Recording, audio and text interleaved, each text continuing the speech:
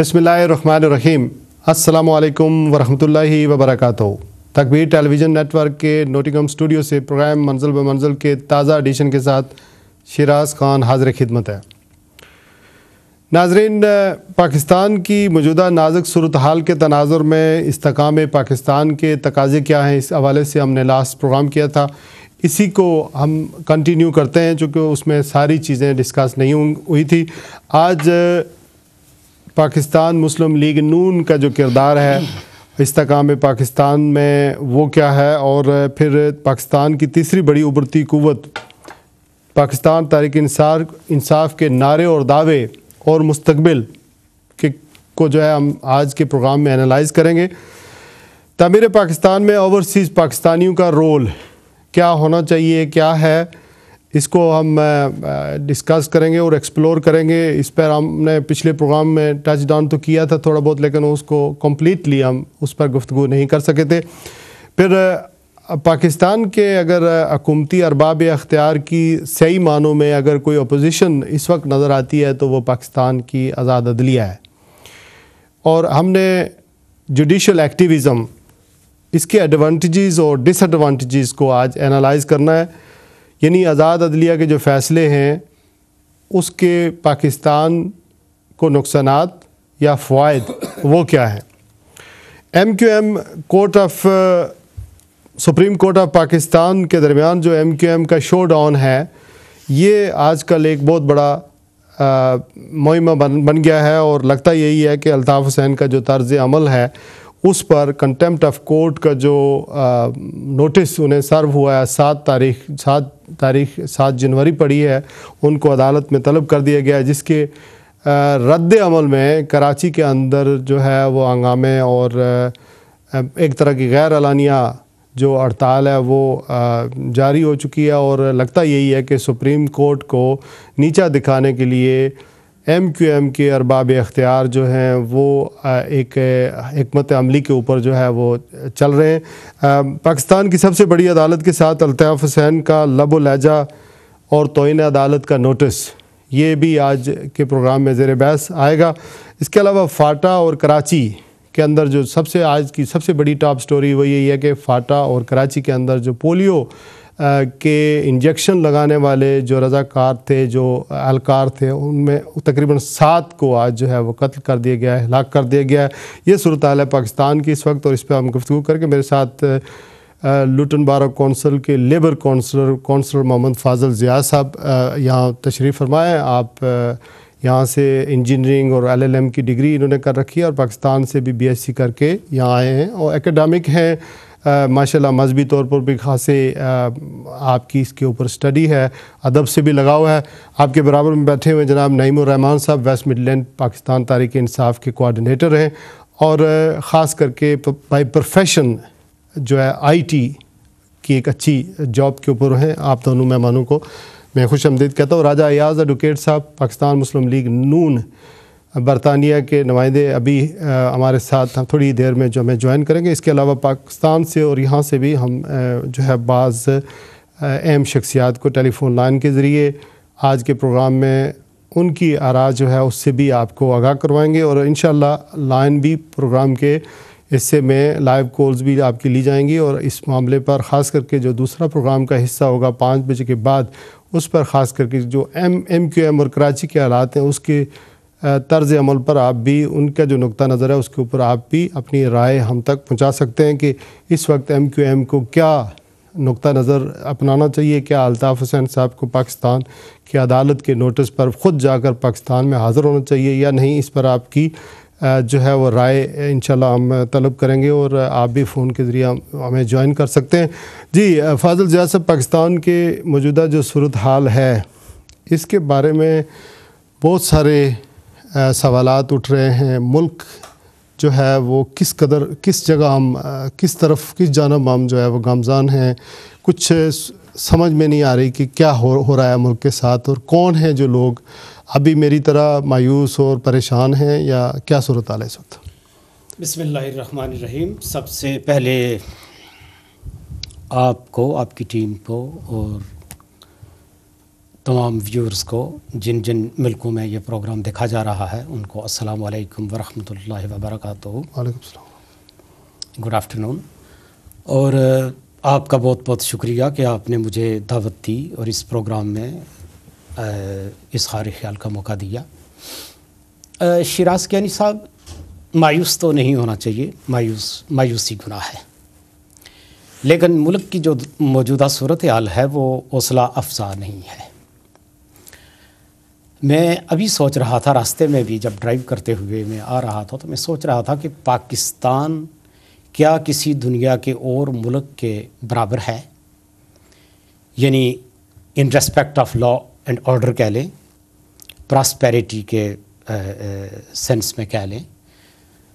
Prosperity ہوتی ہے tax بیس پہ، پراسپیرٹی ہوتی ہے انویسٹمنٹ پہ، پراسپیرٹی ہوتی ہے لا اینڈ آرڈر کی رٹ کتنی ہے.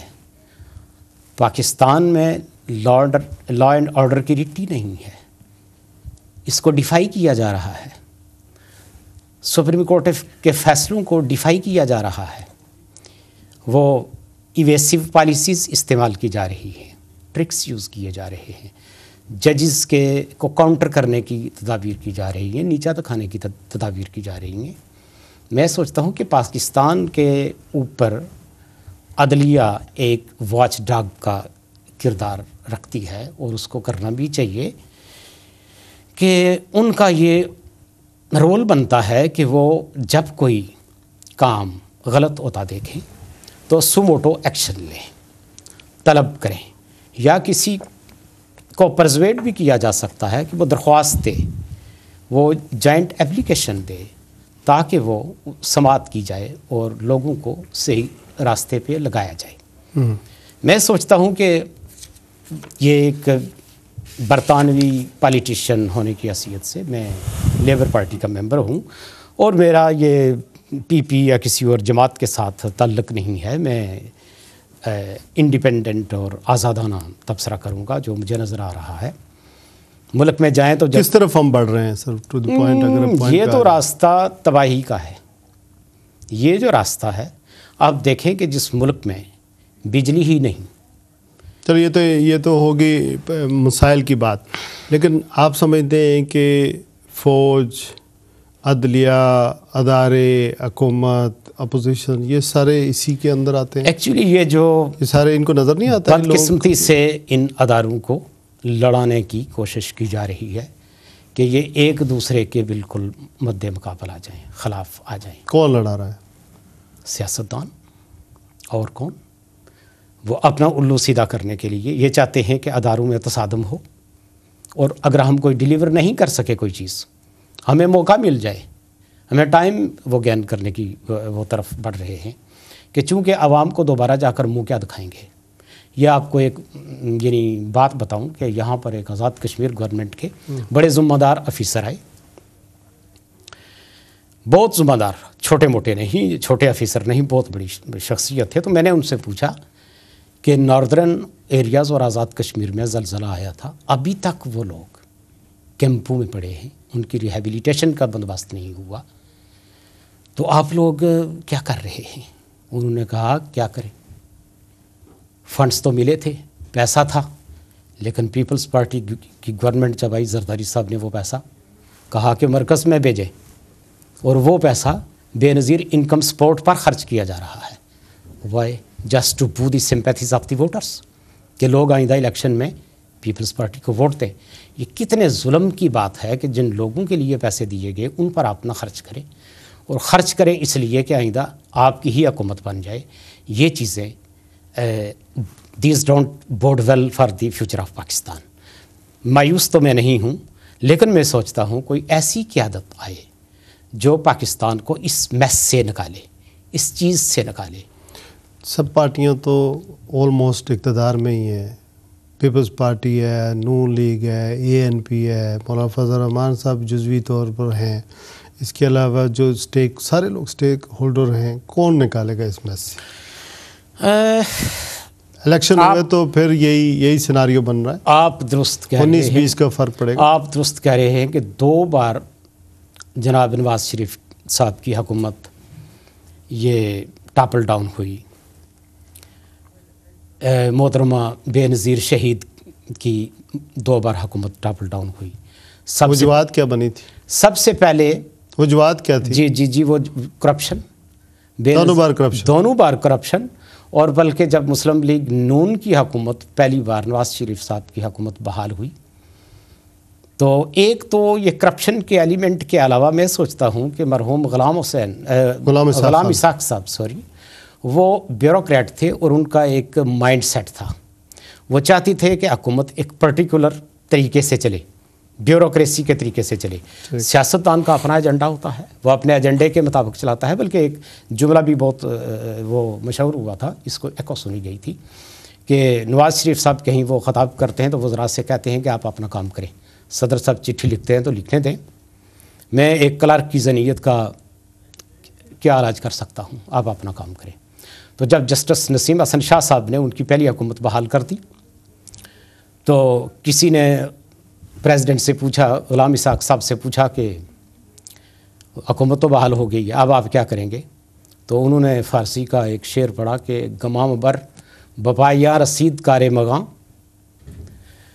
کہ یہ مت سوچیں کہ یہ شراب کشید کرنے والے کا کام ختم ہو گیا ہے، ابھی کئی گچھے ایسے ہیں انگور کے کہ جن کی شراب کسی نے چکھی ہی نہیں.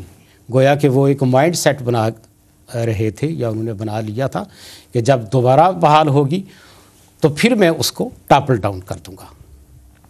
اب یہ کرپشن کے چارجز ہی لگتے رہے، پی پی پر بھی تو ان پر بھی. ہاں آپ نے پوچھا ہے کہ کون سی طاقت، ایکچولی پاکستان ایک ایسے سازش کی وجہ سے ایک ایسی صورتحال میں پھنس گیا ہے کہ یہاں سے نکلنا مشکل ہے. کوئی ایسا آدمی ہو جو انیشیٹو لے سکے. خان صاحب ہیں، عمران خان صاحب، چلو ان کی بھی بات کریں گے. اچھا نعیم الرحمان صاحب یہ فرمائیے گا کہ اس وقت حالات جو ہیں وہ اس نیج پر ہیں کہ ظاہر ہے جو اپوزیشن جماعتیں ہیں وہ تو اپنا کردار ہے جو ان کا بنتا ہے وہ شاید نہیں کر رہی ہیں، لیکن آپ کی جماعت بھی سچ ایز بڑے بڑے ایشوز کو اگنور کر رہی ہے اور پھر انٹرنل الیکشنز اور دوسرے مسائل میں الجھ کر رہ گئی ہے. یعنی اس طرح کا جو تحریک ہوتی ہے وہ اس وقت ملک کے حالات جیسے کراچی کے حالات ہیں، بلوچستان کے حالات ہیں، تو کوئی کنفیوژن کا شکار ہے پوری تحریک انصاف مجھے لگتی ہے، اور انٹرنل جو مسائل ہیں ان کو اگنور کر کے پارٹی الیکشن اور اس میں لگ چکی ہے. تو ایسا کیوں کر رہے ہیں آپ لوگ؟ سب سے پہلے thank you very much Shiraz صاحب، آپ نے بلایا. تکبیر ٹی وی کا تھینک یو جنہوں نے پی ٹی آئی کی طرف سے اسپیشلی کہ انہوں نے ہمیں موقع دیا یہاں آنے کے لیے. سب سے پہلے تو آپ یہ ایک عجیب ایک امپریشن بن گیا کہ پی ٹی آئی کوئی کنفیوژن کا شکار ہے. پی ٹی آئی بالکل کوئی کنفیوژن کا شکار نہیں ہے. ہم ایک بالکل صحیح ڈائریکشن میں جا رہے ہیں. ہم وہ واحد پارٹی ہیں جو کہ پراپر ڈیموکریسی میں ہم جو ہے بلیو کرتے ہیں، اور جو ہمارے الیکشنز ہیں وہی پی ٹی آئی کو ایک انسٹیٹیوشن بنائیں گے. جب آپ کے پاس 80,000 جو الیکٹڈ آپ کے پاس ریپرزینٹیٹیوز ہوں گے انشاءاللہ یہ جنوری کے اینڈ تک، تو آپ دیکھیں گے کہ پی ٹی آئی ایک انسٹیٹیوشن بن جائے گا. تو یہ اگر یہ کہا جائے کہ یہ الیکشن کیوں ہو رہے ہیں تو یہ میرے خیال میں آپ ڈیموکریسی کے ساتھ زیادتی کر رہے ہیں، کیونکہ یہی ڈیموکریسی ہے کہ آپ اپنی پارٹی میں سب سے پہلے اس کو جمہوریت کو لے کر آئیں، اس کو امپلیمنٹ کریں. دیکھیں ہمیں بیسکلی یہ تو پہلے ہو جانا چاہیے نہیں، لیکن پہلے دیکھیں آپ یہ میرا خان صاحب بہت دفعہ یہ بات بہت جگہ پہ کہہ چکے ہیں اور میں دوبارہ ریپیٹ کر دیتا ہوں کہ 30 اکتوبر کے بعد پارٹی اتنی زیادہ ایکسپینڈ کی، ہماری ایکسپیکٹیشن سے زیادہ ایکسپینڈ کی. اس لحاظ سے نہیں کہ لوگوں نے ہمیں زیادہ فالو کرنا شروع کر دیا، اس لحاظ سے کہ بہت سارے لوگ تحریک انصاف میں شامل ہو گئے. یہ ایک بہت بڑا فیکٹر تھا تحریک انصاف کے لیے، اور ہمیں ایز اے پارٹی اس کا ایکسپیرینس نہیں تھا کہ اتنے زیادہ لوگوں کو ہم پارٹی میں کس طرح ہم کیٹر کریں اور کیا بیسٹ طریقہ ہے. اور اس کا بیسٹ طریقہ، میں پھر کریڈٹ دوں گا ہماری لیڈرشپ کو، اس کا بیسٹ طریقہ یہی تھا کہ پارٹی کے اندر ایک فری اینڈ فیئر الیکشنز کرائے جائیں اور جو ہمارے ورکرز ہیں ان کو موقع دیا جائے. نعیم الرحمان صاحب، کراچی میں روزانہ کی بنیاد پر لاشیں گر رہی ہیں، بلوچستان کے حالات اتنے خراب ہیں آپ دیکھیں، اور اس ڈے ٹو ڈے جو مسائل جنم لیتے ہیں اس پر بھی تو پارٹی کو سامنے آنا چاہیے، بالکل اس پہ آنا چاہیے. نہیں دیکھیں آپ کی بات بالکل ٹھیک ہے، پارٹی اس کے اوپر میرا خیال میں تحریک انصاف کے علاوہ کسی اور پارٹی کا کلیئر موقف نہیں ہے کہ کس طرح اس چیز کو باہر سے نکالا جائے. میرا خیال خان صاحب اتنی دفعہ یہ بات کہہ چکے ہیں، ہماری باقی لیڈرشپ بھی کہہ چکی ہے کہ کراچی کے اندر ہم نے بے تحاشا دفعہ ہم نے لوگوں کو سلوشن بھی دیا ہے. ہم نے ان سے کہا ہے کہ کراچی کے اندر جو سب سے امپورٹنٹ چیز ہے وہ یہ ہے کہ آپ کی پولیس جو ہے وہ کمپلیٹلی آپ اس کو جو ہے نا وہ نان پولیٹیکل ہونی چاہیے. یہ ایک سب سے امپورٹنٹ چیز ہے کراچی کے اندر. اور کراچی کے اندر جو یہ ایک اور پرابلم جو کراچی کے اندر بہت ساری دفعہ ہم کہہ چکے ہیں کہ لسانی بنیادوں کے اوپر جو ہے نا پارٹیز وہاں پہ کام کر رہی ہیں اپنے ایجنڈے پہ، اور وہ بڑی اس کو بڑا وہ یوز کرتی ہیں اپنے لیے. مطلب یہ ایک بہت امپورٹنٹ، اور وہ اس میں پھر ہر چیز میں ریفلیکٹ ہوتا ہے، ہماری بیوروکریسی میں ریفلیکٹ ہوتا ہے سندھ کے اندر، کراچی کی پولیس کے اندر ریفلیکٹ ہوتا ہے. جو آتا ہے کراچی میں وہ اپنی مرضی کے پولیس کے بندے وہاں لگا دیتا ہے، اور جس کو انہوں نے وہی والا چکر ہے، بدماشی ہے، جو جس کے ہاتھ میں ڈنڈا ہے وہ جو ہے وہ چلاتا ہے کراچی کو. تو یہ ایک کراچی کا سلوشن صرف ایک ہی ہے کہ وہاں پہ آپ پولیس کو کمپلیٹ ڈی پولیٹیسائز کر دیں، یہ بہت ضروری ہے. اور کوئی ایسی اسٹرانگ لیڈرشپ چاہیے جس کا تعلق یہ نہیں ہے کہ یہ جو لیڈرشپ ہے یہ پنجاب سے ہے، یہ لیڈرشپ جو ہے سندھ سے ہے، یا یہ لیڈرشپ کراچی سے ہے. ایسی لیڈرشپ نہیں آپ کو چاہیے. آپ کو اسٹرانگ لیڈرشپ چاہیے جو کہ پاکستان کی لیڈرشپ ہو. ایسی لیڈرشپ نہیں چاہیے جی ہماری سیٹیں جو ہے نا اتنی سیٹیں کراچی میں ہیں اور ہماری اتنی سیٹیں پنجاب میں ہیں، ہماری اتنی سیٹیں سندھ میں ہیں، ہمیں سندھ میں نہیں. یہ پرابلم ہے پاکستان کا سب سے بڑا کہ ہمارے پاس ایک پولیٹیکل پارٹی ایسی نہیں ہے جو کہ پورے پاکستان کے اندر ایک پراپر پاکستانی جس کا ہر پورے پاکستان میں سٹیک ہو. وہ لیڈرشپ کی ہمیں ضرورت ہے. جس دن انشاءاللہ وہ لیڈرشپ آئے گی، اور خان صاحب ایک وہ واحد لیڈرشپ ہے میرا خیال ہے اس وقت کنٹری میں جو کہ پورے پاکستان میں مشہور ہیں اور پورے پاکستان کے لوگ ان کو فالو کرتے ہیں. اور انشاءاللہ جس دن خان صاحب کی لیڈرشپ میں پاکستان تحریک انصاف آئے گی، آپ دیکھیں گے کہ ہم کراچی سے یہ جو فرقہ واریت ہے، یہ لوگوں نے جو اپنے چھوٹے چھوٹے آرمیز بنائے ہو سکتی اس وجہ سے کہ جو لوگ اس وقت اسمبلیوں کے اندر موجود ہیں وہی آگے پھر جیت جائیں گے. اور یہ 1987-88 سے یہ معاملات چل رہے ہیں. شراز صاحب میں اسٹیٹس کو کی پالیسیاں وہاں پر جاری ہو ساری ہیں. سندھ کے اندر انٹیریئر سندھ کے اندر پیپلز پارٹی جیتتی ہے، شہری علاقوں میں MQM جیتتی ہے. اور آپ دیکھیں یہ جو حلقہ بندیوں کے معاملے پر ابھی جو سپریم کورٹ نے جو کچھ کیا ہے اس کے اوپر تو دیکھیں کتنا بڑا ابھی فساد برپا ہونے والا ہے. دیکھیں میری بات سنیں، ایک تو ہمیں نا امید سے جو ہے نا وہ ہمیں امید پہ رہنا چاہیے. امید پہ دنیا قائم، اور امید ہمیں رہنی چاہیے. لیکن امید کی بات کیا کہ دیکھیں اکنامیکلی آپ ملک کو دیکھیں. میں جب یہ پروگرام کی تیاری کر رہا تھا تو دیکھ رہا تھا ایوری سیکٹر میں آپ دیکھیں ڈیفیسٹ کے اندر آپ چلے جائیں، گروتھ GDP کے اوپر چلے جائیں، گروتھ ریٹ ہے. اس کے علاوہ جو ہمارے ٹیکسیشن ریونیو وغیرہ جنریٹ ہو رہے ہیں اس کے اوپر چلے جائیں، انمپلائمنٹ، یعنی every thing is going worst. نہیں وہ آپ کی بات ٹھیک ہے. میں تھوڑا سا آپ کو پیچھے لے کے آؤں گا کہ ایک تو ہمیں اپنی قوم کو انڈر ایسٹیمیٹ نہیں کرنا چاہیے. یہ ہمیں اپنی قوم کو امید دلانی چاہیے، ان کو ہمیں انکریج کرنا چاہیے کہ وہ تبدیلی کی طرف آئیں، سوچیں، ایسے لوگوں کو الیکٹ کریں جنہوں نے ان کو لوٹا نہیں ہے. جب آپ قوم کو انکریج کریں، کیونکہ یہ دیکھیں ڈیموکریسی کی ایک بہت امپورٹنٹ چیز ہے کہ اس میں لوگ امپورٹنٹ ہوتے ہیں. آپ نے ان لوگوں کے اندر اس قسم کی اویئرنیس نکالنی ہے، اور یہ آج کل ہمارا ایجنڈا ہے پاکستان تحریک انصاف کا کہ آپ لوگوں کو اویئرنیس دیں، وہ اویئرنیس پیدا ہو تاکہ وہ الیکشن کے لیے باہر آئیں، ووٹ دیں، ڈریں نہیں. یہ جہاد ہے. میں تو یہ کہوں گا کہ یہ جہاد ہے پاکستان کے لیے کہ آپ ڈریں نہیں، آپ آگے آئیں اور آپ کنفرنٹ کریں اس لیڈرشپ کو. یہ جو کرنٹ آج کی سیاستدان ہیں ان کو آپ کنفرنٹ کریں، ان کو دکھائیں آپ کہ ہم جو ہے وہ کوئی ہم سوئی ہوئی قوم نہیں ہے.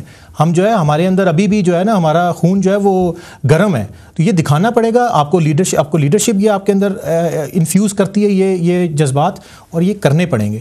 اور جب یہ انشاءاللہ آپ دیکھیں گے اگلے الیکشنز میں آپ حیران ہو جائیں گے. صاحب میں آپ سے پوچھ رہا ہوں کہ یہ دونوں پارٹیاں ان کو آپ ایک ہی ترازو میں تولتے ہیں، پیپلز پارٹی اور نون لیگ، یا کہ ان کے اندر کوئی فرق ہے؟ نہیں، دونوں یکساں نہیں ہیں. مسلم لیگ نون 2 بار رہی ہے، حکومت ناکام نہیں رہی اس حد تک. اب کی بار پیپلز پارٹی کی جو حکومت ہے وہ بالکل ٹوٹل فیلیور ہے. ना تو اس کی کہیں ریٹ نظر آتی ہے. لیکن اس طرح کا ان کو مینڈیٹ بھی تو حاصل نہیں ہوا تھا پیپلز پارٹی کو. دیکھیں انہوں نے یہ ساتھ لگایا ہوا ہے. پہلے تو میاں صاحب ان کو بٹریس کرتے رہے, وہ سپورٹ دیتے رہے, اور شاید وہ زیادہ لینینٹ بلکہ ہو گئے تھے. انہوں نے تانے بھی سہے اور بہت پلائنٹ قسم کی اپوزیشن انہوں نے فراہم کی. زرداری صاحب نے تبھی تو یہ اپنے 5 سال پورے تقریباً کرنے کو ہیں, ہو جائیں گے. لیکن وہ کیا ہے کہ ہے جال نیا نخچیر وہی, انداز وہی, نخچیر بھی ہیں, بیداد وہی. وہ تقریباً جو انداز ہیں پالیٹکس کے وہ سیم ہیں. یہ اگر ایک پارٹی لوٹتی ہے تو دوسری قرضہ بہت لے لیتی ہے. وہ موریٹوریم سیکھ کرتی ہے, مجھے دے ہم لو انسٹالمنٹس میں پے کریں گے. یہ ایک ایسا چکر ہے کہ ان کو یا ایجوکیٹ کرنا چاہیے یا پاکستان کے لیے ایک بہت بڑے انقلاب کی ضرورت ہے. لیکن عوام کے سامنے دیکھیں, اب 5 دفعہ میاں نواز شریف صاحب کی پنجاب میں حکومت آ چکی ہے, 2 دفعہ وزیر اعظم رہ چکے ہیں, موقع مل چکے ہیں, 2 دفعہ بینظیر, اور ابھی تیسری بار جو ہے پیپلز پارٹی کو ٹائم ملا ہے. یہی سندھ کی صورتحال بھی ہے. تو اب عوام تو کنفیوژن کا شکار ہے کہ کس کے پاس جائے اور کیا آپشن رہ جاتا ہے باقی. دراصل یہ لوگ جو ہیں وہ سارے کے سارے جو بھی جماعت آئے, جب تک امریکہ کی خوشنودی نہ ملے گی, چونکہ وہ پیسے وہاں سے لیتے ہیں, لون نہ لیں تو ان کے معاملات نہیں چلتے. IMF سے لون, ورلڈ بینک سے لون اور دیگر اداروں سے ایڈ یا لون, تو وہ جب تک کوئی یہ گارنٹی نہ دے, وہ بینکوں کو گارنٹی نہ دے, اس وقت تک بہت مشکل ہے. تو وہ امریکہ ایک طرح کا کہ لیٹر آف کریڈٹس یوں کہہ لیں کہ ایشو کرتا ہے پاکستان کے لیے. جی, ایک طرح کے وہ لیٹر آف کریڈٹس ایشو کرتا ہے کہ پاکستان پے کر دے گا, آپ پاکستان کو دیں. جی, اب کوئی بھی آ جائے, PTI آ جائے, کوئی آ جائے, جب تک امریکہ کی آپ ڈکٹیشن نہیں لیں گے. ابھی ناظرین کو میں بتاتا چلوں کہ آج پاکستان کی موجودہ نازک صورتحال کے تناظر میں استحکام پاکستان کے تقاضے, پاکستان مسلم لیگ نون کا کردار, پاکستان کی تیسری بڑی قوت تحریک انصاف کے نعرے و دعوے اور مستقبل, اور تعمیر پاکستان میں اوورسیز پاکستانیوں کا رول, اور پھر جو عدلیہ کے آزادانہ جو فیصلے آ رہے ہیں, کہا یہ جا رہا ہے کہ عدلیہ اپنی حدود سے تجاوز کر رہی ہے, اس کے ایڈوانٹیجز اور ڈس ایڈوانٹیجز پر ہم گفتگو کر رہے ہیں. اور پروگرام کے آخری حصے میں یعنی 5 بجے کے بعد ہم جو MQM ہے اور اس کے اور سپریم کورٹ کے درمیان جو شو ڈاؤن کا سا ایک ماحول بن گیا ہے, یعنی الطاف حسین صاحب کو کنٹمپٹ آف کورٹ یعنی توہین عدالت کا نوٹس سرو ہو چکا ہے, اور 7 تاریخ کو 7 جنوری کو انہیں سپریم کورٹ میں حاضر ہونے کے لیے کہا گیا ہے. ہم نے اس بات کا جائزہ لینا کہ آیا الطاف حسین صاحب کو عدالت عظمیٰ کے سامنے جا کر پیش ہونا چاہیے یا نہیں ہونا چاہیے, اور جو موقف الطاف حسین کا یا MQM کا ہے وہ درست ہے یا نہیں ہے. کراچی کی اس وقت صورتحال انتہائی ابتر ہے, اور اس کے علاوہ ہم نے یہ بھی دیکھنا ہے کہ یہ جو پولیو کے ٹیکے لگانے والے جو اہلکار ہیں پاکستان کے اندر, خاص کر کے فاٹا میں تو ایسے واقعات ہوتے رہتے تھے, لیکن کراچی کے اندر ان 7 افراد کو ہلاک کر دیا گیا جو بچوں کو حفاظتی ٹیکے لگا رہے تھے. یہ صورتحال ہے اس وقت ملک کی. مجھے راجہ ایاز خان ایڈوکیٹ صاحب نے جوائن کیا ہے. آپ سابق کونسلر ہیں اور سماجی اور سیاسی شخصیت ہیں. پاکستان مسلم لیگ نون برطانیہ چیپٹر کے نمائندے کی حیثیت سے میرے پاس اس وقت تشریف لائے ہیں. رائے ایاز صاحب, آپ کو بھی ویلکم کرتا ہوں. اس وقت صورتحال یہ ہے رائے صاحب کے بڑے بڑے ایشوز اگر پاکستان کے ہم ڈیفائن کریں, اس میں بلوچستان میں شورش ہے, کراچی کے حالات ہیں, دہشت گردی ہے, بیڈ گورننس ہے, کرپشن ہے, معاشی بدحالی ہے, مہنگائی ہے, لا اینڈ آرڈر کی بگڑتی ہوئی صورتحال ہے, اور پھر انرجی کرائسس ہیں پاکستان کے اندر, ڈرونز حملے ہیں, اور پھر اداروں کی تباہی اور آپس میں رائیوری اور لڑائیاں. یہ بڑے بڑے مسائل ہیں. یہ مسائل جنم پہلے سے کچھ موجود ہیں, کچھ اس کے اندر اور خرابیاں پیدا ہوئی ہیں پچھلے 5 سالوں کے دوران. مسلم لیگ نون جو ہے اس کی اگر کردار کو آپ دیکھیں تو پہلے تو یہ ہے کہ مسلم لیگ نون نے اتنی ڈیل دی پیپلز پارٹی کو کہ یہ سارے معاملات جو ہے وہ اس قدر ان کے اندر شدت اختیار انہوں نے کر لی ہے، اور پھر بعد میں صورتحال یہ پیدا ہو گئی ہے کہ مسلم لیگ نون کے جو بحیثیت اپوزیشن لیڈر جس طرح کا کردار ہونا چاہیے تھا وہ مسلم لیگ نون ادا نہیں کر رہی ہے. اس کی وجوہات کیا ہے؟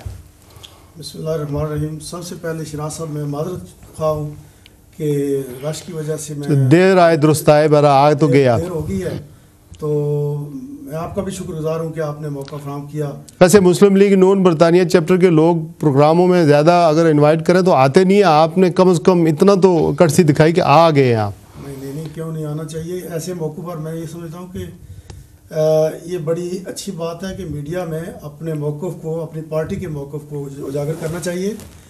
جہاں تک پاکستان کی صورتحال کا تعلق ہے، اس میں کوئی شک نہیں ہے، جس طرح آپ نے کہا ہے کہ پاکستان جن حالات میں گرا ہوا ہے، یہ بڑے بڑے ایشوز جو میں نے گنوائے، کوئی چھوٹا موٹا معاملہ نہیں ہے. کسی طرف بھی آپ نظر اٹھا کے دیکھیں، میں ریسنٹلی پاکستان گیا ہوا تھا، 5-6 مہینے رہ کے آیا ہوں. اس میں کوئی شک نہیں ہے کہ وہاں کے حالات دیکھ کے انسان یہی سمجھتا ہے کہ یہ ایتھوپیا بن گیا ہے یا یہ فلسطین بن گیا ہے. اس طرح کے حالات پیدا ہو چکے ہیں. لیکن شراز صاحب ایک بات ذہن میں رکھیں کہ اس وقت پاکستان کے جو حالات ہیں، سب پارٹیوں کو مل کر یہ پاکستان کو بچانا ہے. اگر ہم اپنی لڑائی لڑتے رہے اور اگر ہم نے اس جنگ کو جاری رکھا پارٹیوں میں رہتے ہوئے اپنی کرسی اور اقتدار کے لیے، تو میں یہ سمجھتا ہوں کہ بڑی مشکل بات ہے پاکستان کو ان حالات میں بچایا جا سکے. یہ اب سب پارٹیوں کا اچھا مل کے بیٹھ کے ٹھیک ہے. آپ کو بھی چانس دیں کہ کچھ اس میں میرے خیال میں ہم نے کچھ تبدیلی کرنی ہے مائک کے اندر. لیکن یہ بتائیں اپنا مین وائل نعیم الرحمان صاحب کہ آپ